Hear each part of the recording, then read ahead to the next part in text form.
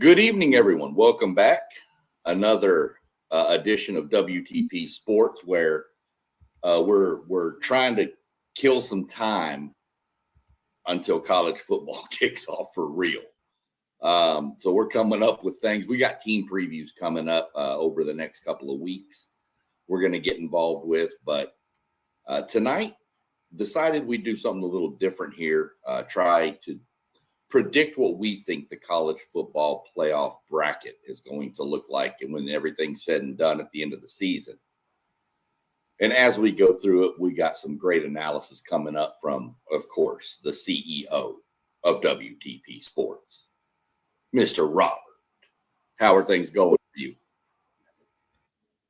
Everything is going fantastic, man. I had one of the greatest experiences of my life today.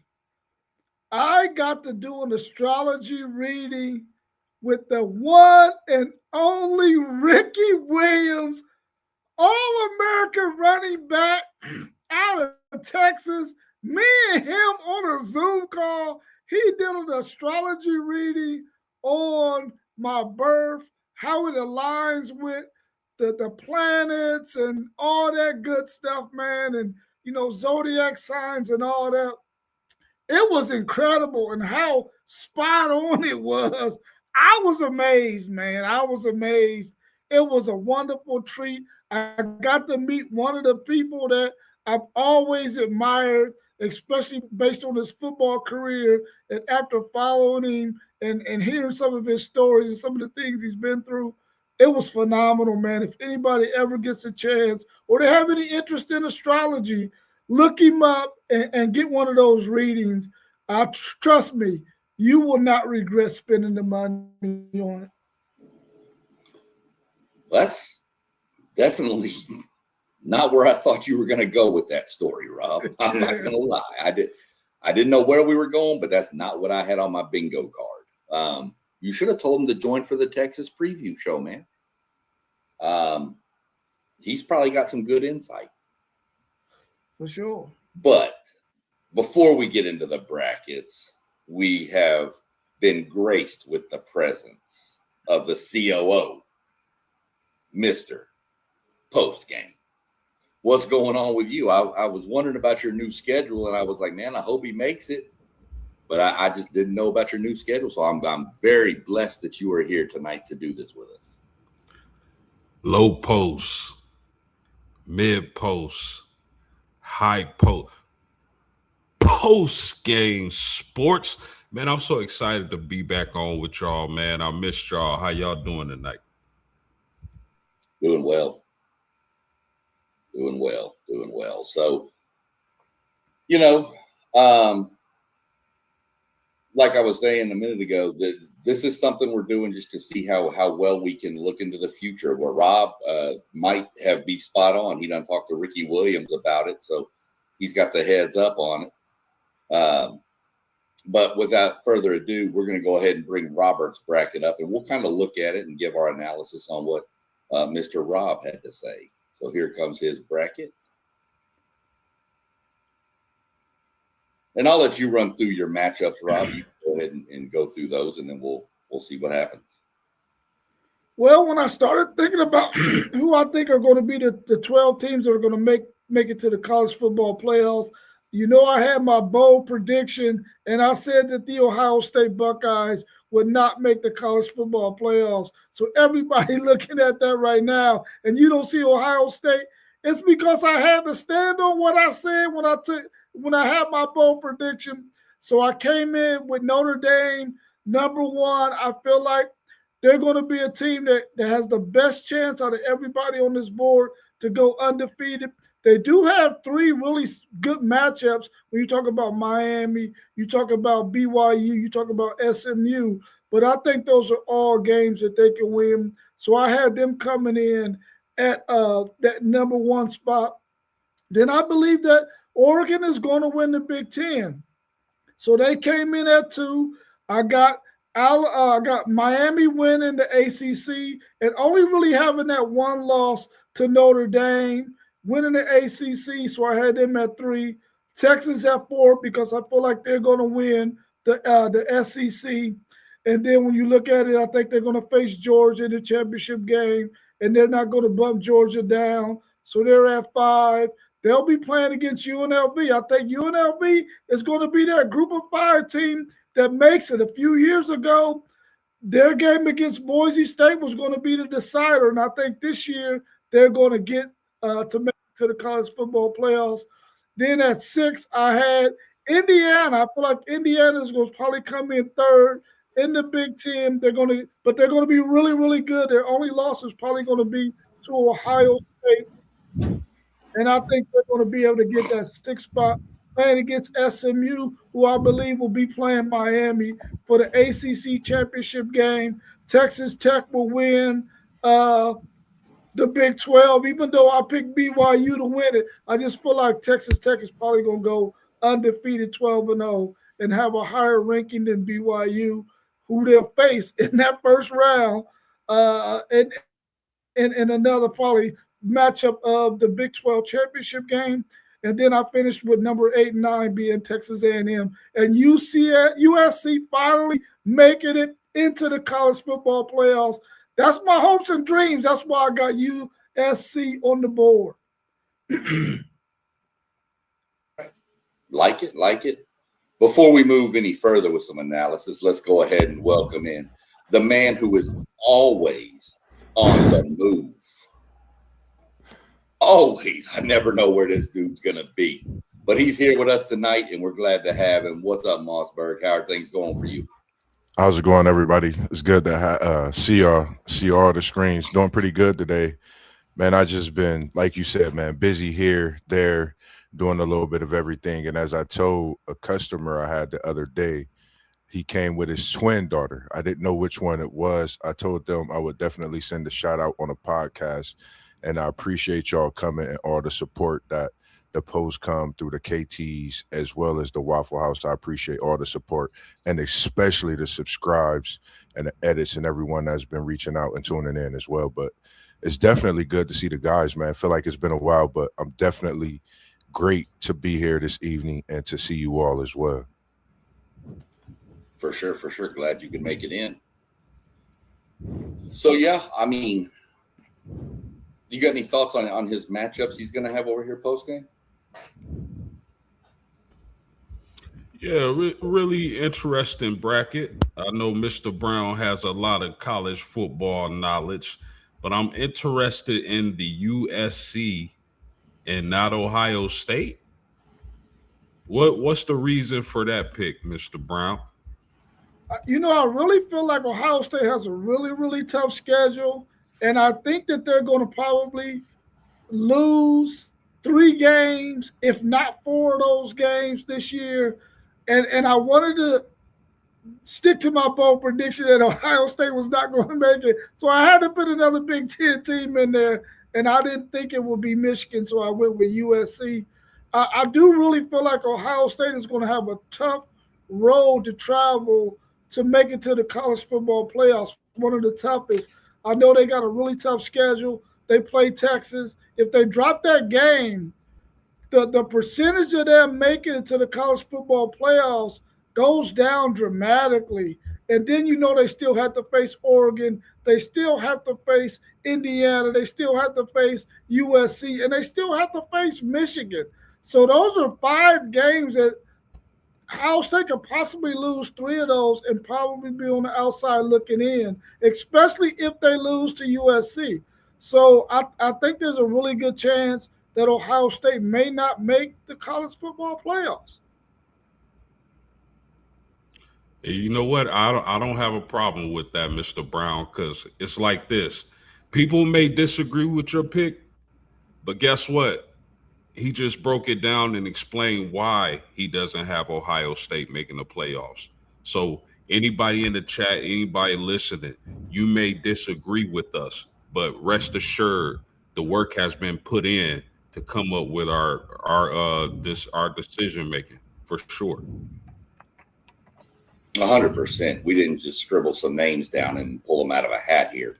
That's why everybody had their own bracket in their own stuff, so everybody could have their own reasoning as to why. Mossberg, what thoughts you got on his 12.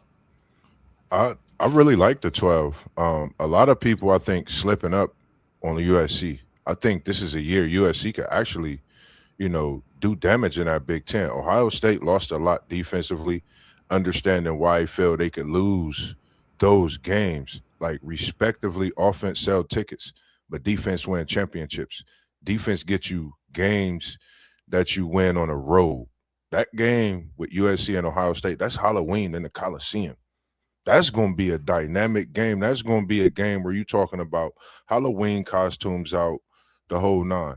And when you look at Notre Dame being 1, Oregon 2, Miami 3, Texas 4, I like the pick with Georgia being number 5. We always talk about that scary 5 seed. A lot of people slip up on Georgia. They forget, if we think about this playoff when it started, I took notes in a different aspect. Instead of giving a 10, I wanted to give my thoughts on a lot of different teams and thoughts on the playoff itself. I think Georgia's scary this year. I think they could possibly take one loss in the SEC, possibly go undefeated in the SEC. And, when you're at home in the playoffs, it mounts to something special. And, Indiana is a team we all want to see improve on what they did from winning that national championship. And we know they reloaded. And Sig, he's not smoking cigs, but he's definitely blowing wind down in Indiana. And I like what he's doing in Belton. And I think the turning of the tide just might happen. We so used to seeing Ohio State, but Oregon, USC, Michigan could be a team that beat Ohio State. So it's a lot of things that could happen, not to mention about all the teams, but just my thoughts on a few as we get to other, brackets and thoughts as well. 100%. What jumped off to me, Rob, was who you've got at the 4 seed and who you've got at the 5 seed, knowing the struggles that between those two. I was like, dang, he's going to take them on early because y'all would have obviously played in the championship game in the SEC, and then you turn around and play them right again. So, and Moss, you said it right. With Georgia being scary. You mentioned it yourself. Defense wins championships, right? Georgia's going to have a defense. We all know that. We all know Kirby's going to bring it. So it's a good bracket, Rob. Tell me, curiosity just right here. Who's your national champion? Well, who is it? My national championship, I got Texas and Notre Dame meeting in the national championship game. And Texas got to get some payback when Notre Dame stole one from my man Earl Campbell back in 77. We got to get that, man. We got to get that comeback. So I got my Texas Longhorns winning the national championship. We long overdue. Somehow, I don't think anyone's surprised at that pick. All right. Let's jump over and let's bring up post game. We're going to jump to your bracket now. We'll go through it. So go ahead and give us a little insight on your bracket. Yeah, man, I'm excited about this bracket. My top 4 seeds being the Irish, the Texas Longhorns. I think they get the job done and win the SEC this year.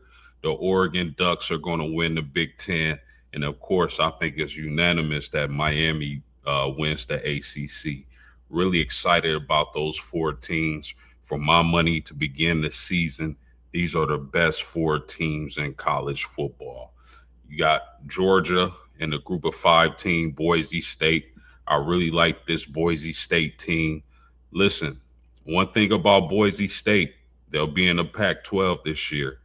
They're gunning for their 4th straight conference championship game. And why did I pick Boise State?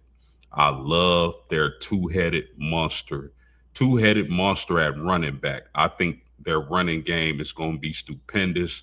They combined for almost 2,000 yards and almost 20 touchdowns last year. I think they'll continue to roll running the ball. And they also bring back one of the best edge rushers in a group of 5. So I'm really confident in Boise State this year. Their quarterback is gritty. He'll have to improve on his performance from last year, but I'm taking Boise State this year. and they'll face the Georgia Bulldogs, who I think will finish second to Texas in the SEC. I got BYU winning the Big 12 this year, fellas. I like what Coach Sataki has done, what he's built.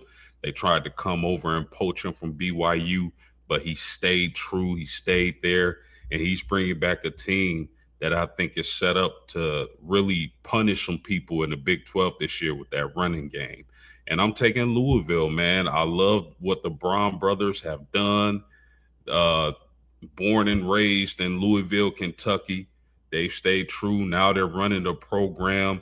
Leaking King Hose is going to be key. If they're able to bring out the best in that quarterback, I think Louisville is going to finish second in the ACC and dethrone SMU this year. Their pass rush is going to be diabolical, I believe, with Cleve Lubin. So I'm looking forward to this Louisville Cardinal team. My 7th seed, the Ohio State Buckeyes against Texas Tech. I think Texas Tech finishes second in the Big 12. This is going to be an exciting matchup. But it's going to be the best team that Texas Tech faces all year, maybe besides BYU in the Big 12 championship game. Then you talk about the Indiana Hoosiers. I really like what they were able to do in the portal. I think Cignetti, as of today, is the best coach in college football. He's proven that. But it's going to be really interesting to see if he can continue that success he's had over the first 2 years. First year, some people thought he shouldn't have been in the playoffs. They lost to the best teams they played. Last year, they won a national title, defeating some monster squads, and a lot of them handedly. So I like this Indiana squad. And then SEC shine, your Texas A&M Aggies at the 9 seed. Listen, for me, it's going to be on Marcel Reed. I want to see what kind of cojones this guy has. Has he been working? Has he been in his playbook? Because if Marcel is able to take that next step, I might have the Aggies too low this season. So I'm very excited about this playoff bracket, man. Yeah, I like that bracket. I like some of the matchups you've got going, for sure. Mossberg, we're going to jump to you. Thoughts? Matchups that stand out? Anything? And that Ohio State Texas Tech is the matchup for me. I think that's a matchup when you think of what Texas Tech went through in the offseason, what you think of what Ohio State went through in the offseason, losing so much defensively. I know it's two different comparisons of what they went through, but these are two big programs that had great seasons last year, and to see how they would match up against each other. And I love this Boise State at the 12 pick.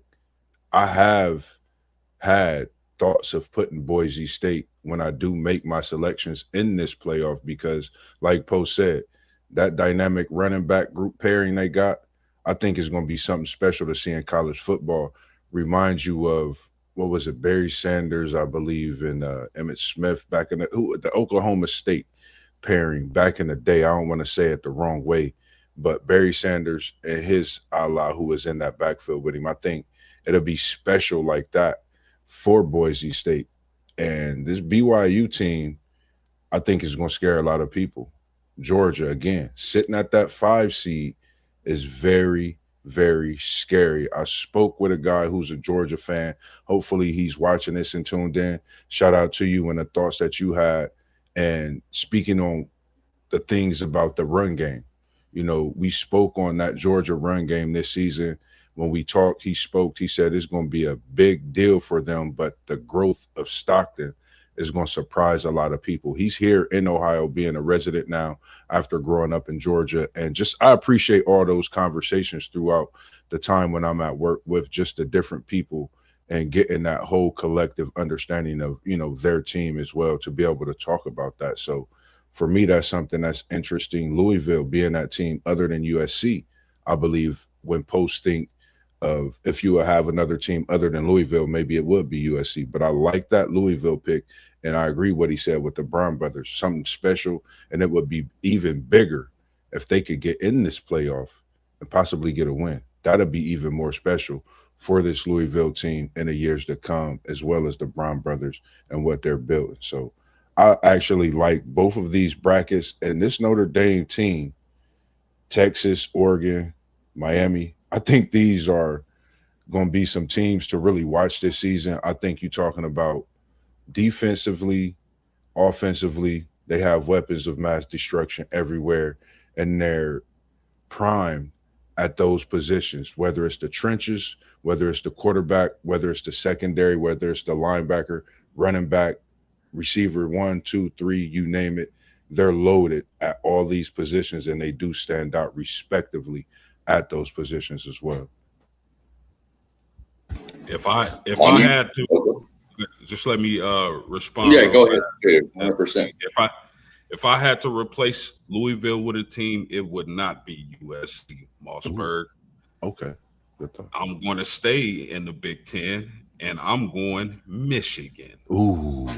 I think like Michigan is going. Now, I don't have, let me be clear, I don't have Michigan in the playoffs. Y'all see the bracket. But if it's one team that I would exchange out for Louisville, it'd be between SMU and Michigan. Listen, I think people are going to be really surprised of what Kyle Whittingham is going to bring to the table this year at Michigan.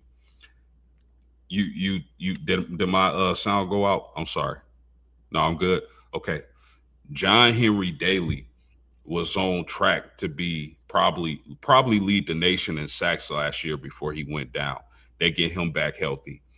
He's an addition to an already solid Michigan defense that's going to be healthy, that's going to be hitting and flying around that Big Ten style of play. But the key thing for me with Michigan is going to be Bryce Underwood. Why do I like Bryce Underwood after the year he had last year? Because Kyle Whittingham always has an athletic, scrambling quarterback. He's never had one with this amount of talent. So I think if it's one team who can surprise, it's going to be between SMU and Michigan. 100%. We'll jump to you, Rob. Get your thoughts on post games bracket here. Yeah, I like his bracket. It's very interesting because he has 3 SEC teams, 3 Big Ten teams, 2 ACC, and 2 Big 12 teams, along with his Notre Dame Fighting Irish and Boise State, who we know will be the group of 5 candidate. My question for you post-game and your bracket, I see you got BYU beating Texas Tech in the Big 12 championship game, and you got Louisville ahead of SMU, which means they probably met Miami in the ACC championship game. My question is, do you think they will be the benefit of having a good record? And do you think they're better than USC, Michigan, maybe even an LSU out of the SEC? Yeah, they certainly have a shot, Rob, and I'm not putting it past. I'm not sure. I don't have the schedule pulled up. I'm not sure if Louisville plays Miami in the regular season, but let's not forget Louisville took out Miami last year. I think this Louisville team is better this year. Now, I'm not saying they're better than Miami, but I really like what I see from the Brown brothers in that Louisville squad. I don't think they'll have a devastating defense, but I think they'll have one of those defenses where if their offense is clicking, they're going to unleash those 2 pass rushers on opposing teams. And I think that's going to wreak havoc in the ACC this year. So that's why I have Louisville slightly ahead of SMU. I'm trying to pull it up. I don't believe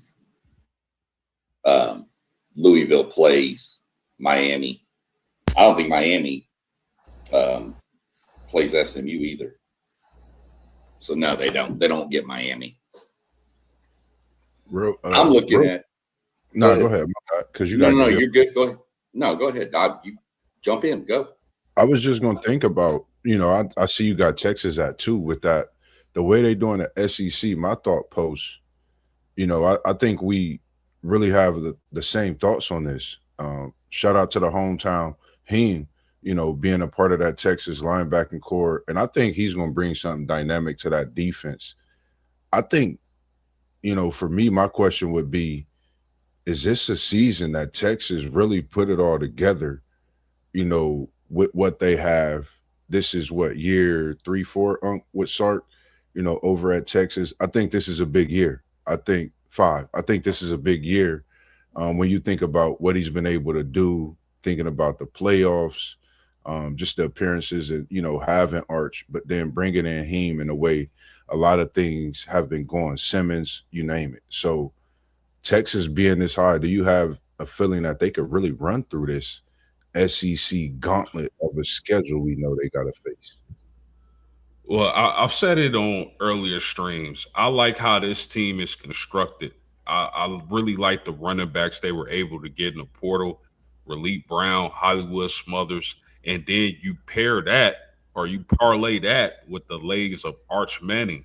I know everybody is excited about the wide receivers at Texas, and rightfully so, but I think their bread and butter this year is going to be running the ball. And if they get a lead on these teams in the SEC, they're going to release a ferocious pass rush on them that I don't think too many offensive lines in the country can withstand. So I'm really looking forward to this Texas team. But again, I'm banking on the running game from Texas this year. I agree. I think I'm with you on that too. I really like what they got in that backfield. Like you said, the additions of Hollywood Smothers. I'm looking at Terry the Third.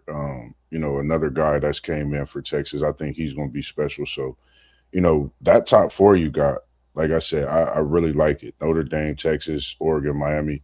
Oregon, I think this could be a year for them too, where they really run through that Big Ten. So, I just like your bracket. Just don't know, but I like that Boise State at 12, especially for sure. Let just real quick before you move on, SEC, if you don't mind, let me read off Louisville's schedule, fellas. Of course, the first game of the season, September 6th, they have an away matchup with Mississippi. That's going to tell us a lot. Then Villanova, SMU is a key game. After that, Wake Forest, NC State, Florida State, Syracuse, Stanford, Georgia Tech, North Carolina, Pittsburgh, and Kentucky. Now, of course, there's some teams in there who can win a game on any Saturday in the ACC when you talk about the ACC conference. But I think they have a favorable schedule. They got a couple tough games. And if that offense plays up to its potential, I definitely can see Louisville making the playoffs. Yeah. I mean, that's spot on. Louisville's schedule is laid out for them. So, I mean, more so than SMU and not Miami. Miami has a really good draw. But Louisville, I said it earlier myself too. Louisville SMU game is going to decide second place in the ACC, in my mind. Winner of that game is getting Miami in the championship game. And that's just the way I look at that. I like the bracket. I like the Boise State call. I was torn on mine with Boise State and UNLV. We'll reveal that here in a minute. SEC shine. That group of five. Listen, UNLV is one. Navy is one. Boise State is one. Memphis is one. SMU is one. Or James Madison is one. Hawaii is one. Bro, that race is going to be exciting. I think this is going to be one of the best group of 5 races we've ever seen, to be honest with you. And I mean, I don't think it really is going to matter who gets it. I mean, they're going to be fodder for the number 5 seed anyway. But I think it's going to be fun to watch, kind of like it was last year with Navy and North Texas and USF all coming down. And so I think it's going to be a really exciting watch. But I like the bracket, like some of the potential matchups you've got going. I knew you'd have BYU in there beating Tech. You've been really high on BYU every stream we've had. Some good matchups, some matchups we don't see often. Ohio State, Texas Tech, Indiana, A&M, BYU Louisville. That's what I like about doing this, is because you're projecting, and it gives us matchups that we can dream on and go, I'd like to see that. Who wouldn't want to see Ohio State's offense against that Tech defense? You know, we'll see how it plays out. So, same question I gave Rob at the end: national championship game and winner. Michigan has their national championship. Then Ohio State got a national championship. Then IU got a national championship. What does these teams have in common? Midwest teams. The Midwest is going to take the national championship home for a fourth straight season. And this time, fellas, it's coming to South Bend, where I was born and raised, under that golden dome. The Fighting Irish of Notre Dame defeat Texas. Oh no, they can't play Texas. They can. The bracket didn't put 1, 2, 3, 4 in order. Oh, okay, got you. The Fighting Irish of Notre Dame defeats Mr. Brown's Texas Longhorns in the national championship game. A fourth straight championship to the Midwest. Let's go. Ooh. Again, I don't think anybody would not have seen that prediction coming. Not even saying it's homerism based between you. With Rob, it is, but not with postgame. Rob is always homerism for Texas. We know that. But we live with it. It is what it is. Yeah, good bracket. Before we move on to the next bracket, which is mine, I'm going to let Mossberg take center stage and just kind of give me what you thought. I mean, I know you were busy with a bunch going on, didn't have a chance to get the 12 sent over to me. That's fine. No big deal. Go ahead and just run through some matchups you see in the playoffs that could happen that you're looking forward to.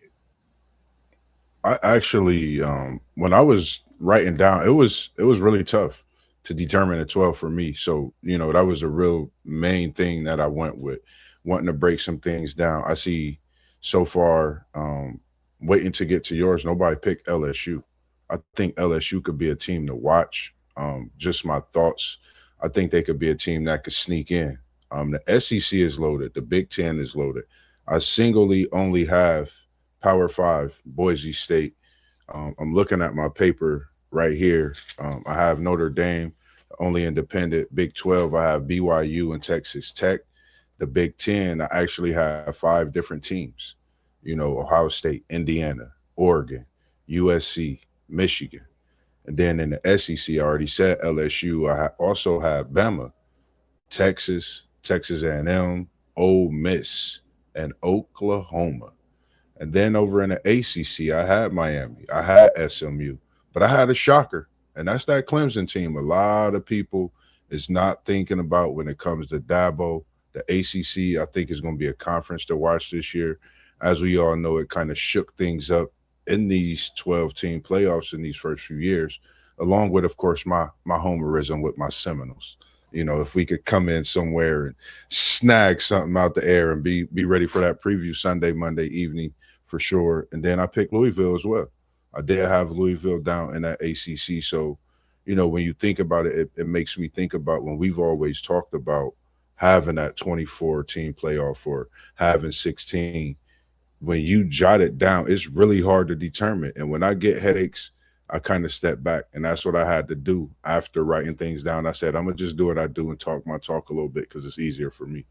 And I think LSU, Oklahoma, I think Michigan and USC are the teams to watch. When you talk about SEC, when you talk about Big Ten, when you talk about Big 12, I think this could be BYU's year. ACC, Clemson and Louisville. 2 teams that had seasons last year we wasn't expecting, thinking it could go a different way. But I think this is a year where they show a lot of progress in what they're doing as well. And I think, like Poe said, this Boise State team is rocking. They've been doing it for a long time. And I think they're going to be back with a vengeance trying to get in that playoff as they started and surprised people that first year with the 12. And Notre Dame, preseason #1 at one point, but playoff picture, everybody has them at #1 and even champions. And as I said, man, it's nothing like it until you go visit and see certain places. And for me, that's what it was. That's why I speak so highly, and I can agree and know and understand what the feeling is like down there for Post. I know it's nothing but championship, and the atmosphere is crazy. So, I could see a Texas, Oregon, Miami, Notre Dame. I could definitely see those 4 teams possibly taking home the crown. And that Midwest, we definitely doing our thing. So make sure you keep it Midwest, as we are WTP Sports in the Midwest also. Yeah, really good takes. I mean, you're 100% right, Moss. I mean, we could have done 16-team playoff bracket, and we still would have been thinking we left some teams out, guys. We all know that. But we're at 12. Let's stick with 12. Let's see how good we can do. Kind of shocked on your Clemson take. That's what we're here for, though. Takes. I mean, Rob's got Ohio State missing the playoffs. You had Carolina winning the division last year. I mean, this is what we do. We give our opinions and our thoughts, and we stand by them. You're a little higher on Clemson than I think many of us are. But you know what? We could be dead wrong, and Clemson could run the table. We don't know. I'm put LSU in there this year too. I'm gonna put LSU in as a playoff team. That's the only thing. We can't do any voting for Lane quitting. We can't do anything for him. Put them in. No, I don't blame you. They're loaded. You're 100% right. And we're gonna find out about them in week 4 ourselves. Any thoughts on Post or Rob on anything Moss brought up? Some of the teams to watch or anything? Yeah, I'm interested in Oklahoma, because I think Brent Venables is in a critical year. I think that defense is going to be nasty, like it normally is, but they gotta mature. I think their offense has been mature or bust, and they got a couple of players. They definitely need to be able to run the ball. But for me, Oklahoma is a really interesting team because, I mean, they could really, shake up the playoff brackets if they're able to be successful. Now, that early game against Michigan, for me, Oklahoma and Michigan, is going to tell a lot. But Oklahoma, for me, is a really interesting team, as well as LSU, man. I mean, LSU has a roster that is just as talented as anybody, if not more. How quick are they able to gel, bring that together? First year, a lot of transfers after a terrible year under Brian Kelly. So LSU is going to be another interesting team out of that SEC. Those 2 teams, Oklahoma and LSU, are extremely interesting in my eye, and I got my eyes on them. Yeah, when Mossberg started talking about how interesting the ACC is going to be, and it's going to be really, really interesting. It's going to be so interesting that it's possible that they only get their champion in there, and we realize that maybe a Michigan creeps in there, maybe a USC, maybe a LSU, maybe a 4th team either in the Big 10 or the SEC gets in over having 2 teams from the ACC. Because I really feel like when you talk about that Louisville team especially, they get 2 SEC teams, the front end and the back end. What are they looking like by the time they play Kentucky in their last game? Are they beat up? Are they mangled? Can Kentucky take advantage of maybe a really unhealthy Louisville team because they might have some games in the ACC where they get a little bit worn out? So I'm anxious to see how that thing plays out too. But I'm glad you mentioned that about the ACC, Mossberg, because they're going to be a much more competitive conference. And maybe they only get 1 team in because they ate on each other during the regular season. One thing, though, about the ACC, if I could, Louisville doesn't play Miami. Does SEC shine? I think you mentioned early. Does SMU play Miami? I'm not sure if that, bro. If that's okay, so none of their premier teams, in my opinion, play each other. That could SMU and Louisville play. That's right. SMU and Louisville play. But still, that ACC They play Florida State too. Well, you haven't said a word about Florida Nah, State since you last good. You year, good. so I don't know what to expect from the Seminoles, dog. I can't wait for your preview. But the ACC fellas can end up a mess again, and I'm so glad they fixed their tiebreakers this year. I'm glad you asked that question too, Post, because like for me, SMU, you know, Miami, Louisville, I think that SMU Louisville game is going to determine so much within this ACC. Like you think like everybody right now, of course, has Miami. I'm going with SMU, you know, to win the ACC. The reason why is just think of that year that everybody had Miami winning and the struggle they had to get to that first playoff. So for me, I think SMU can beat Louisville, and Louisville could be that team that gains off of that loss to SMU and that gauntlet that Miami had to go through. They still got to play y'all. They still got to play Duke. They got teams that they have to play on their schedule, and it's not going to be no cakewalk for Miami. When you think about Clemson, Florida State, Pittsburgh, North Carolina, Notre Dame, Duke, Virginia Tech, that's a gauntlet for the ACC with having that one non-conference game playing Notre Dame.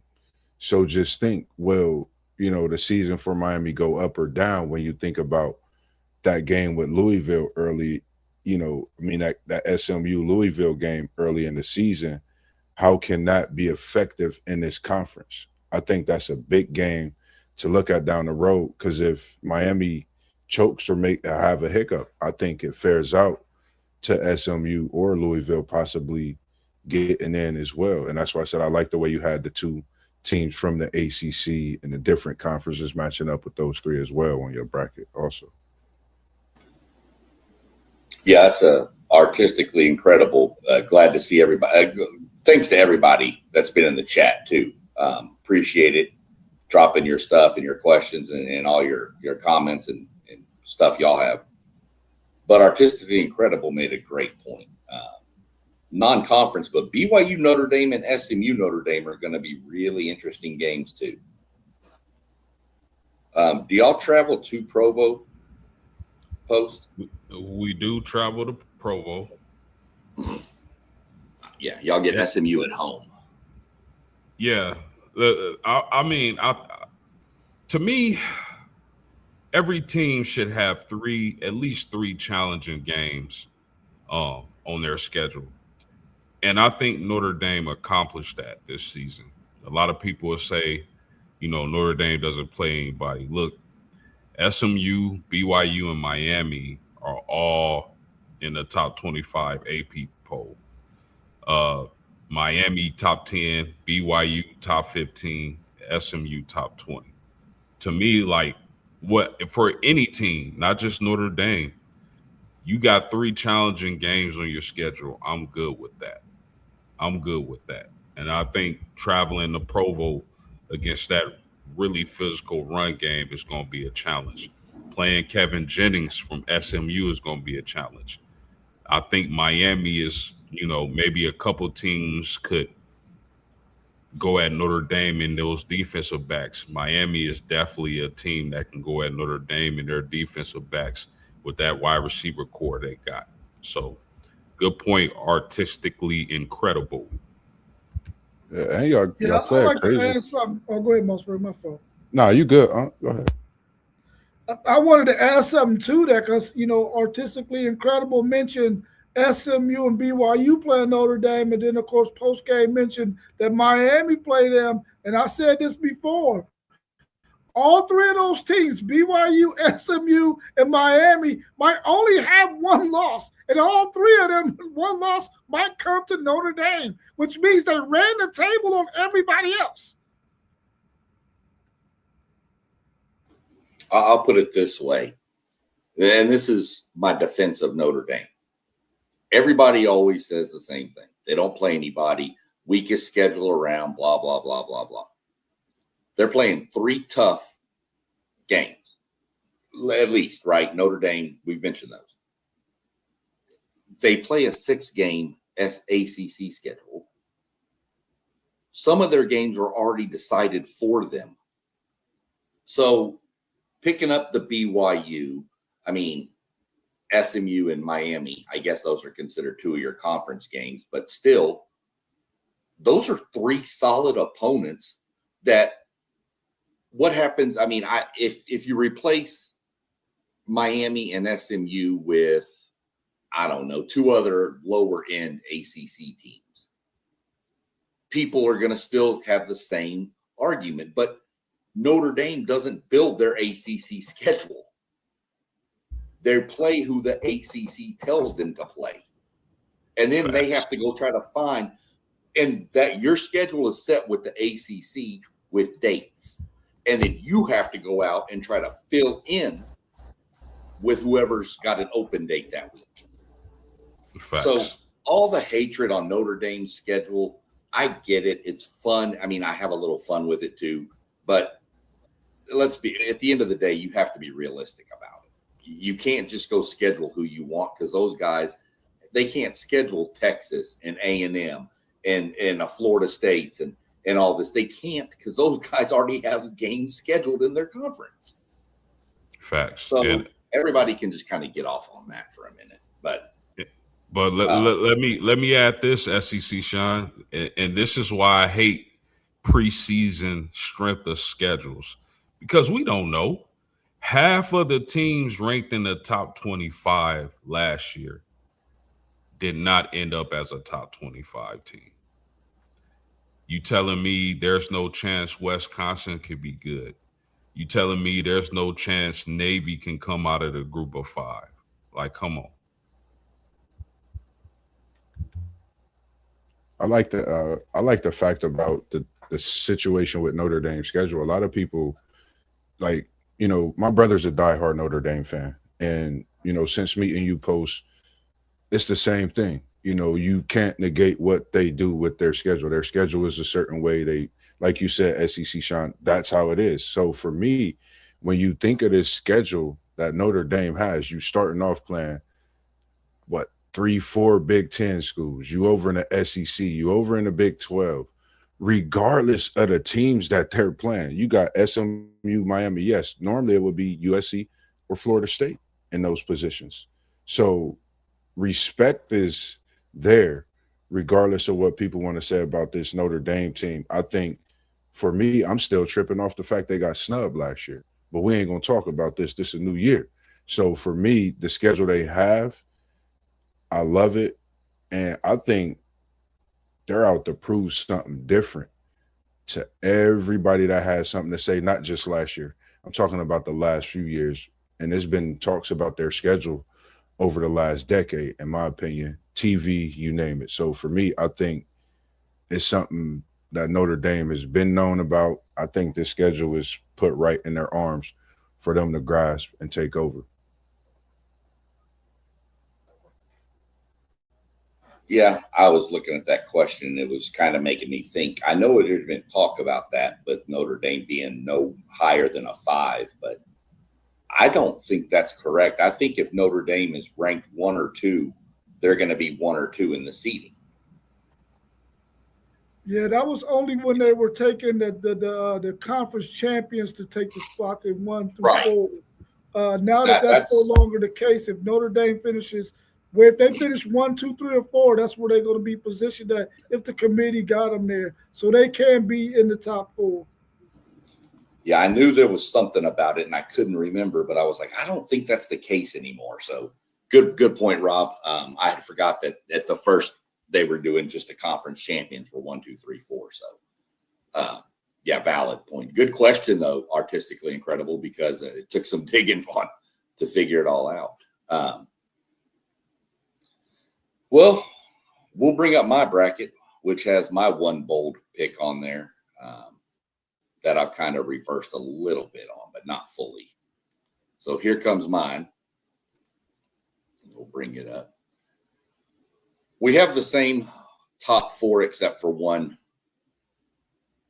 And I can't put Texas over Georgia. I just can't do it until they beat them.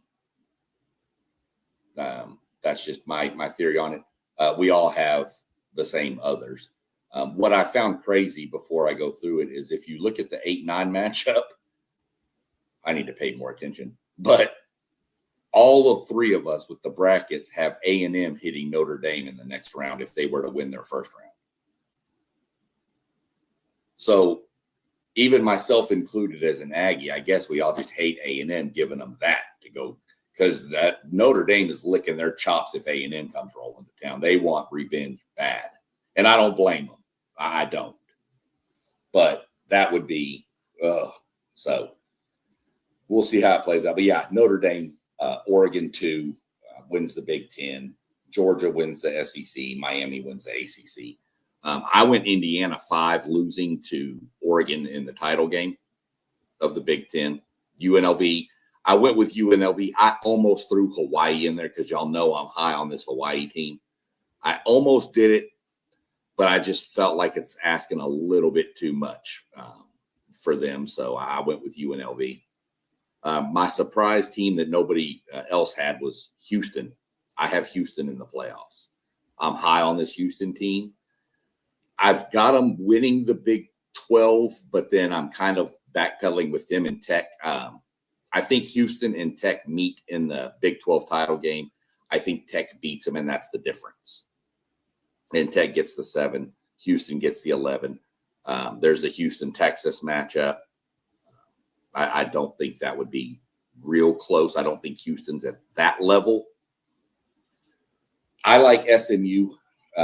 I know others have liked Louisville. SMU is my pick coming out of the ACC. Secondly, I've got them beating Louisville and then kind of going on to meet Miami in the title game. And then, of course, A&M. And I do have Ohio State in. I can see where Rob's coming from. I totally do. But I just think that I think Ohio State, if it's close, is going to get the nod over other teams.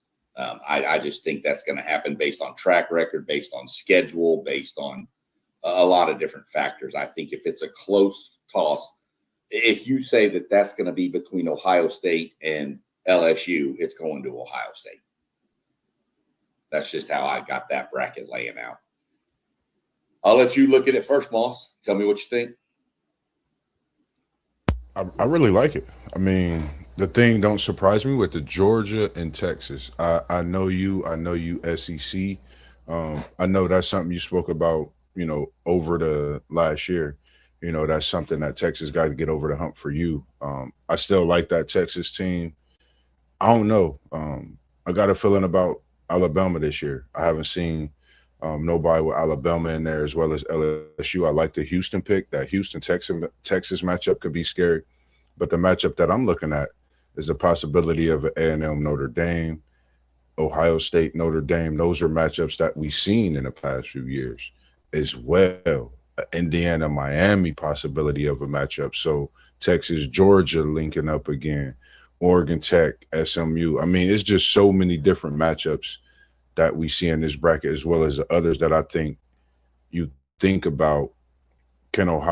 What would Ohio State be at a 9 seed? How many losses do they actually have? That's my thought, getting that 9 seed in that Big Ten with Indiana in there and Oregon at 2. So Indiana being a 5 seed, could that be scary? I don't know. For me, I think this is a proven season for me with Indiana, but I like a couple of my guys, Hoover and Marsh, being there. So I can respect them at that 5 seed and being scary at home with that crowd. And we know what that could be like. So I definitely like this bracket with Houston being in there. UNLV, I don't know about UNLV. I like Boise State on that Power 5 side, but like you said, UNLV could definitely make some things happen. They definitely got a nice team and a nice quarterback as well. So I like this bracket. Notre Dame sitting at that 1, Oregon sitting at 2, Georgia 3, Miami 4. Every 4 we've seen with Notre Dame, Oregon, Miami, Texas, and now Georgia being in there. That's ACC, Big Ten, independent. So that says a lot about the Big 12. As we spoke on the ACC last year. So that's a conference to look at, I think, this year. Will that be a lot tougher than the ACC as we see the, ACC being up in this as well? So just a thought for me. Will the ACC be stronger, and can Miami hold that 4 seed or be up top a little heavier? So I like Notre Dame with that 1 seed, though. I like this bracket. Yeah, for your to answer your question about what kind of losses, I'd have Ohio State 9-3. 3 losses, they don't get in. Well, 3 losses they get in at 9-3. I think they're going to be the first 9-3 team to get in. I really do, based on who they look at their schedule this year. It's brutal. So, and that's why I think they'll have 3 losses. Respecting Ohio State, no disrespect. You lose 3 games. 1 would be USC, I'm guessing. 1 would possibly be Indiana, Michigan, or Oregon. Indiana, Oregon, and Texas. They out. I think a 9-3 team gets in this year, and I think it's that one. That's tough. It's going to be tough, but the SEC going to the 9-game schedule is going to have a bunch of 9-3 teams. So it's going to be crazy, but that's what I have. I have them losing to Texas. I said that the other day. I have Texas beating them by 17. And y'all know I'm not a big Texas fan. So, but I just think Texas is loaded this year.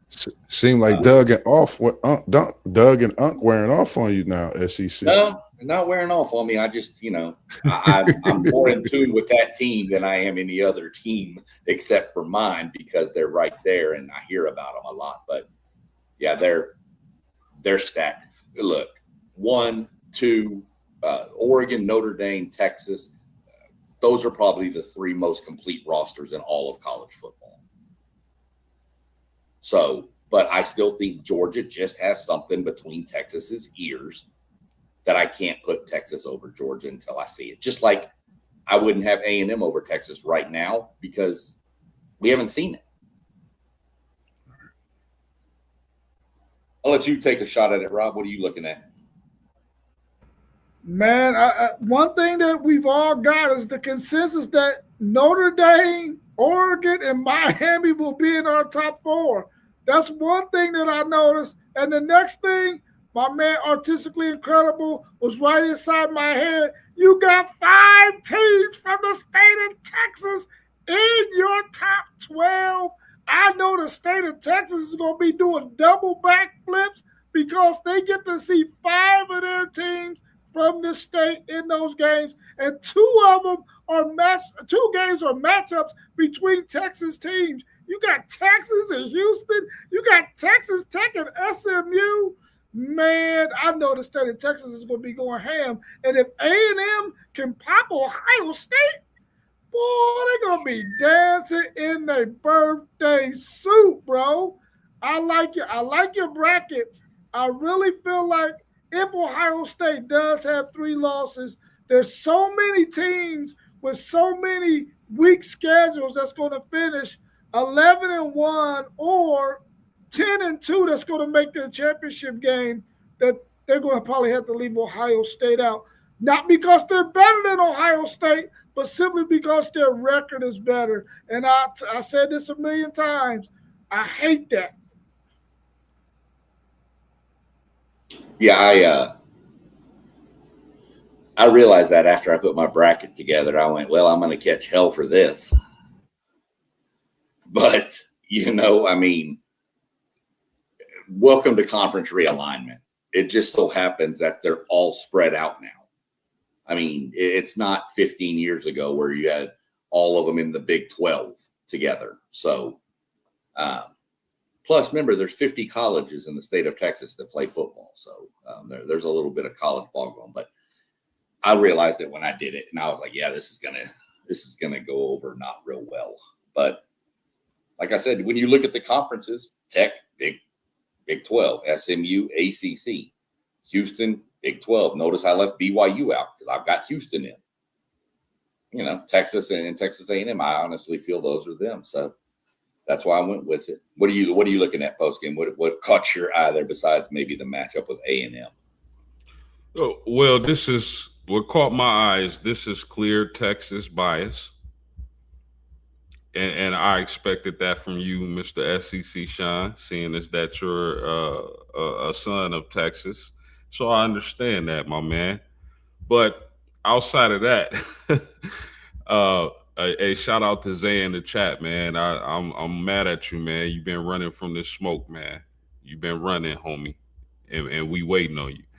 But besides that, I think Ohio State is a really interesting team this year because it can go so many different ways. They could dominate, they can lose 2 or 3 games. But looking at their schedule, fellas, a lot of people are mentioning 3 matchups. I see like 5. They got Texas, they got Indiana, they got USC, Oregon, and we can't sleep on the Michigan game because it's a rivalry game. So, I mean, Ohio State is a really interesting team this year. Me personally, I don't have them losing those many games. You guys make great arguments, as Rob did earlier in the stream against Ohio State making the playoffs. They don't have a lot of room for error with that schedule. I think that Houston and Texas, if Houston has the type of season that SEC Shine is projecting, that's going to be a really interesting matchup as well. I like this bracket. Little heavy on the Texas barbecue sauce, but it is what it is. It's still a great bracket. So, but outside of that, man, I really like this bracket. Yeah. I just went, like I said, I went with what I felt, and with some of the predictions I'd already made on previous streams, I wasn't going to backtrack on them. Championship game, unfortunately, it's not coming to the SEC this year again. But it's not coming to the Midwest either. It's going south to Florida.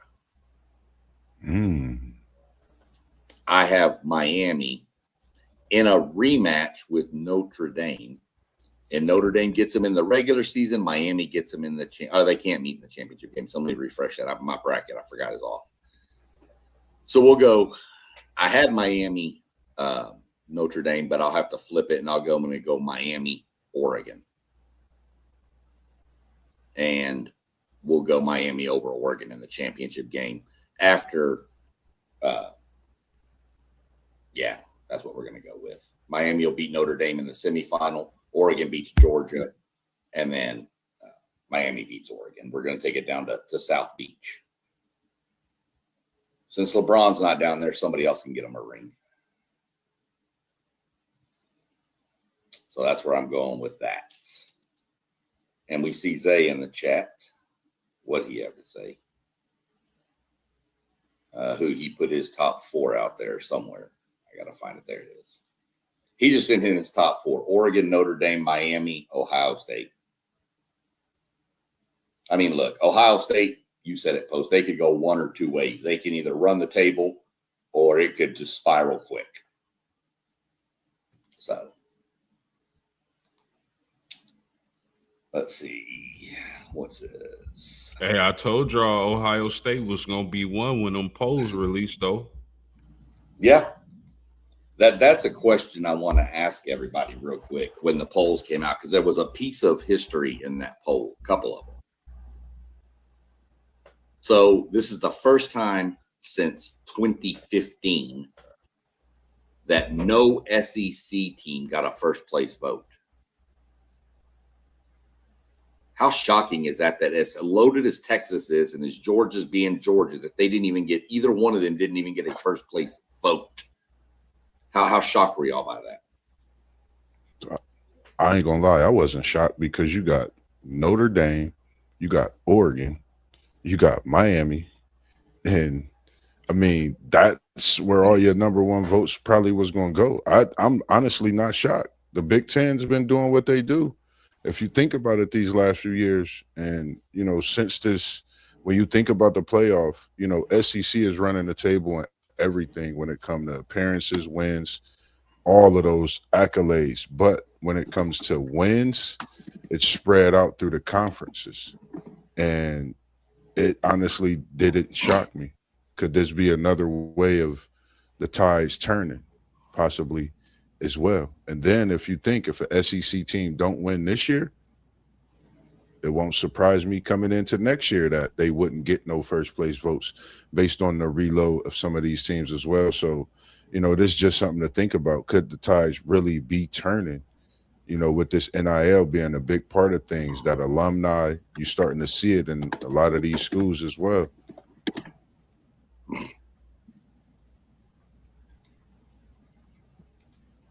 Anybody else? No, I Rob, wasn't. you weren't shocked that Texas didn't get a vote?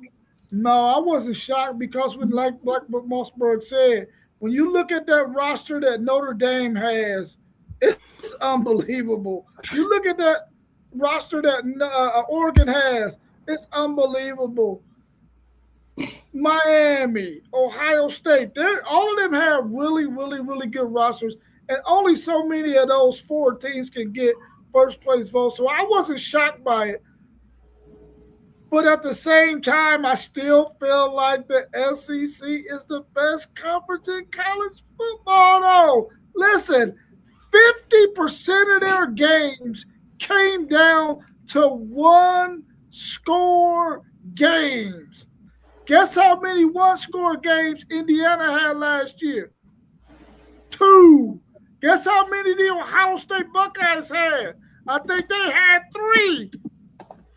That goes to show that the level of competition in the Big Ten is bunk unless it's at the top. I mean, am I shocked no SEC team got a first place vote? I don't know. I don't know. I mean, I believe Texas and Georgia are definitely worthy of first place votes. But I mean, like Rob just broke it down, like Mossberg broke it down. Oregon, Ohio State, Notre Dame, these teams, Miami, these teams are extremely talented. And the truth of the matter is the SEC hasn't gotten it done the last few years. They're on the clock. The SEC has to get it done this year. They can't go all these, 4 or 5 years without a national championship. So the SEC, 4 years without a natty. The SEC is on the clock. The only reason I found it shocking was because of all the stuff we keep hearing about Texas and their roster. That out of all the voters, 69 of them, not one gave them a vote. That's what caught me shocked. The hype around Texas and even Georgia being good. I would have thought Texas would have got a first place vote over Georgia, to be honest, just because we've heard about it all. Arch Manning and Cam Coleman and all the stuff they've done. That's why out of 69, I was shocked one didn't. This is also the first time in 17 years that Bama hasn't been preseason top 10. Another crazy thing about it, SEC, not to cut you off, my bad, was You're good. Just to think about it. When we thinking of this playoff, I did a little research. Georgia is the last team from the SEC, back to back. Then before that you got Bama, LSU, Clemson, Bama, Clemson, Bama, Ohio State. You have no Texas, no disrespect. So I don't think they believe in it. I think that's why this year, this is a big year for Texas. I think overall, what they did to bring in what they have and the way things are going, we talk about Sark not really being on a hot seat. I think his seat get a little sturdy, New York City style, if they don't get the job done this year. I think they have to win the SEC at least this year for people not to start talking in a different tone when you talk about Texas and what they've been able to do and reload. I think they reloaded and to have what you have coming back as well. When you think of Notre Dame, like you say, Oregon, Miami, of course you think of Texas, but the question is, are they going to go out and put it together? We've heard so much from before Arch's arrival and now he's been arrived and he's been there. You know, so is this that year? You know, that's just the things that I think about when you mention, are we surprised about that SEC? And even when you speak on Texas, but I feel like this could be that year where they break out and show us some things. And when Colt McCoy took that team down and them big game winning drives as well in that year, I think 2012, 15, I forget. I don't know what year I'm talking about. And they got that big win in the young type of years as well. Yeah, Yeah, it's go. No, go ahead. You're good. I just want to add, I don't think Texas has to win the SEC. I do think they will. I personally think Texas will win the SEC, but I don't think they have to win the SEC. I think they have to make the playoffs.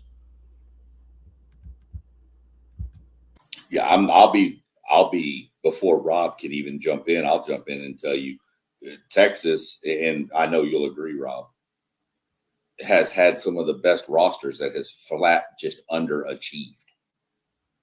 They've had a few of those years. I can go back to the Herman years, to the Strong years. Oh, Texas, and then they 5-7. So I see your point, but I'm just based on the hype that not 1 out of 69 even did anything for them. That's what just blew me away. And you know, it's true. We're on the SEC is on the clock post. You're right. But you know, I don't like to bring up history, so I won't bring it up. But I mean, since the playoffs, it's been pretty heavy dominated by the SEC. So, but times change, portals change, NIL changed a lot.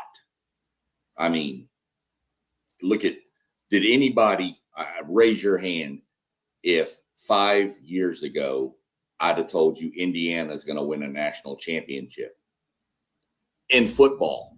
Would any of you have raised your hand? Not a soul. It's all changed. And to speak on that, when you say the SEC, if we think about how long the playoff era has been going on, just think of the era and how many titles the SEC got. They have 6. Big Ten got 3 straight.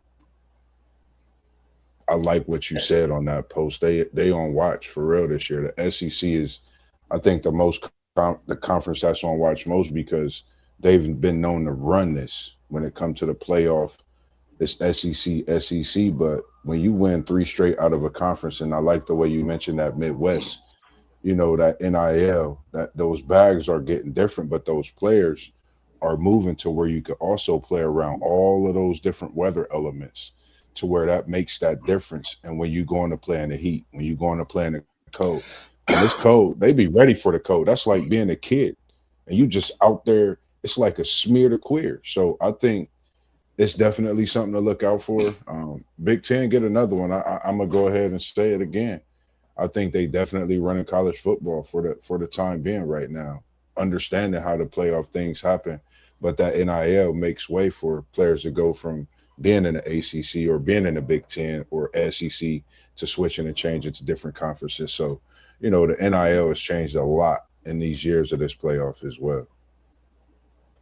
Yep, definitely has, for sure. And you're right. Big Ten is running the game right now. But somebody else had to. The SEC was getting tired of doing it all. I mean, we only went 7 in a row at one point. Come on. And then 9 out of 13. So, I mean, we got tired. I'm just kidding. We'd love to still be winning them. But the Big Ten is running it right now. You are correct. There is no doubt about that. I don't think anybody will argue that. So, what else we got? Just a quick question. Just a quick question on, since we're talking about the college football playoff, do anybody know who has the most college playoff? I mean, the wins in the college playoff football era? Like the 12-team era? Just the whole college football playoff era from the 4-team on up to the 12-team now. I would probably guess Georgia. That got to be Bama, right? Because I mean, they got the most championships since the four came, right? So it got to be Bama. What's your pick, Oh yeah, that's SEC? right. The four were in the teens, the 20 teens, right? Yeah, Yeah, yeah. Yeah, it's probably Bama. What's your thoughts, SEC? it's got to be.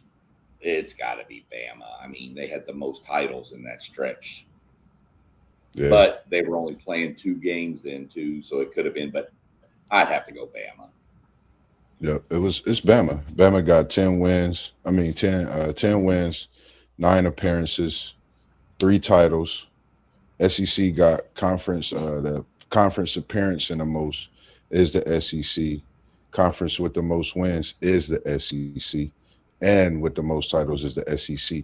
So, just to think about that, that's crazy what the NIL has done to college football, but it just gives us a perspective of being able to talk about that Power Five and how strong of Notre Dame being that independent team, seeing them on this run that they've been on with Freeman. Freeman came from the Big Ten, being at Ohio State. So it's so many different things you could look into. I think that it's great to actually think about that it's in college football now, overall seeing the tides change and different players being able to go to different conferences and things like that. So, just give us something to think about in the long run. Well, what it's done, and I think everybody here can agree, what the whole landscape of realignment, NIL, portal, all that has done is it's given us what we wanted. 8 years ago, were people not screaming, and of course we didn't know each other. I didn't know y'all back then, but wasn't everybody screaming that I'm tired of Clemson and Bama? I'm tired of this. I'm tired. And so we expanded, and now we're getting new blood in.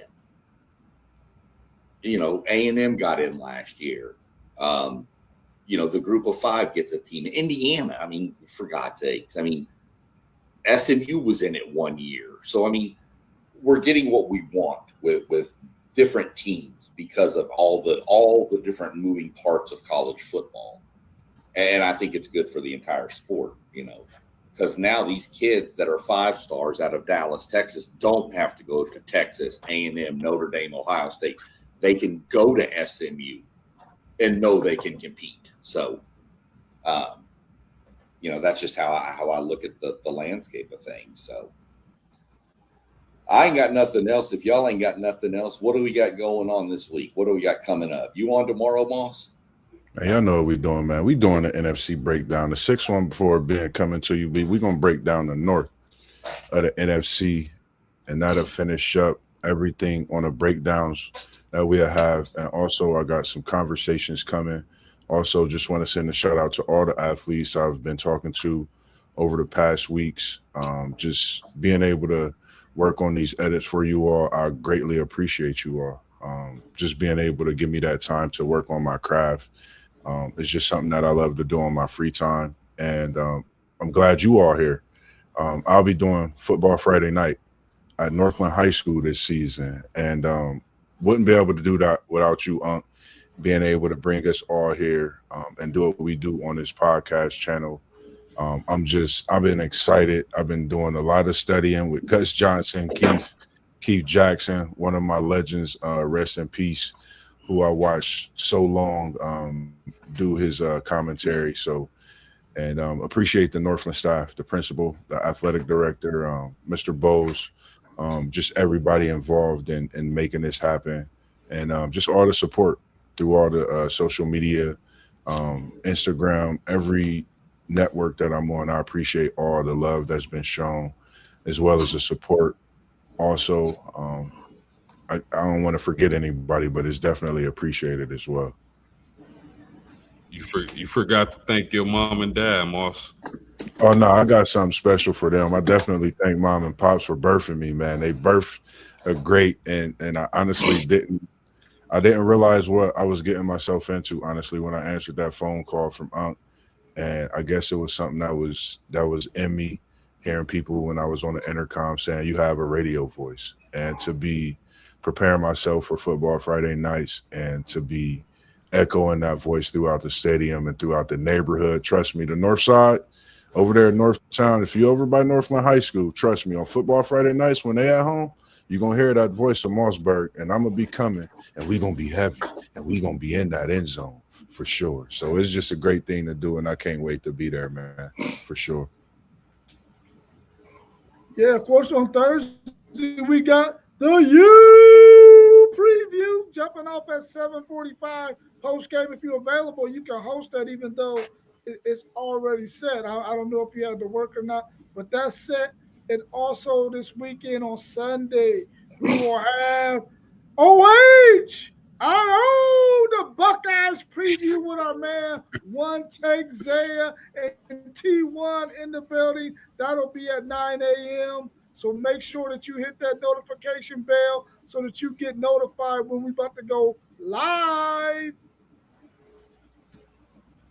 What are we doing Saturday? Does anybody know? Got that Saturday morning talk. Yeah, but we got to. Normally we've had it all laid out up until then. So it's just a change in the schedule because everybody's 10 a.m. 10 a.m. Saturday. We'll have something for sure at 10 a.m. Yeah, we'll do something. We don't know yet. Yeah, we who knows? We might be breaking down rhythm gymnastics. Who knows? I'll be out for that show. Rob, I'm staying away from a Miami stream, bro. That's all you got that. Said he got the Miami stream. He gonna come on with the glasses and the mustache like old Bobby Valentine did for the Mets a couple years ago, in incognito, trying to get some inside information. Yeah, I'm sure you'll hear plenty of shots at Notre Dame in that stream, but it's all good. I'm looking forward to the Miami breakdown. I'm pretty sure I'm going to get some shots thrown at me too on that. So, but it'll be all right. Well, at least shoot me a thumbnail then. Shoot me a thumbnail. Make sure y'all put y'all's all-time teams together because I'll be for the college football season and throughout this fall season, all the respective sports, I'll be tapping into the all-time teams talk, putting together different teams and just having shows on different teams as well throughout that college football season to kind of keep attention as well on that Wednesday and turning some of those into that conversation with Mossberg as well. Yeah, we're gonna build an all-century team, quarter-century team from 2000 to 2025. We're gonna build a team. WTP Sports is. That's interesting. And Rob, I definitely got you, bro, if you need it. I do. All right. Well, we cruising. Had a good one. Some good takes and some good brackets out there. We'll see who comes closest to the correct prediction later, or we all might just do like I do every March and crumple it up and throw it in the trash because it's blown up. So, other than that, everybody appreciate everybody in the chat. Zay, artistically incredible. Everybody else that I might have missed while I was loading graphics. Anybody that was everybody in the chat, appreciate it. Y'all help make the show roll. Rob, Post, Mossberg, appreciate y'all and your insight and great analysis y'all provide. But everybody look up at the top and at that banner scrolling and go hit every one of those channels. Hit the like, hit the share, hit the subscribe, hit the notification bell, and you'll know when any of us go live. We're all normally on this channel, but we all do stuff on the side too. So if you want some Notre Dame, go check out Post Game and hit his bell. If you want Texas info, which I don't know why you would, but if you do, go check out Rob and his channel. And Mossberg, if you want a little bit of everything, Mossberg is where you go. You don't know if you're going to get cooking tips. You're going to get football breakdown. You don't know what you're going to get. Just go check him out and follow him and hit the bell. And I'm your guy here with doing this. And then I run some NASCAR stuff. So go check us all out. We appreciate everybody for tuning in. And gentlemen, we will see y'all on the next one. Peace. Peace.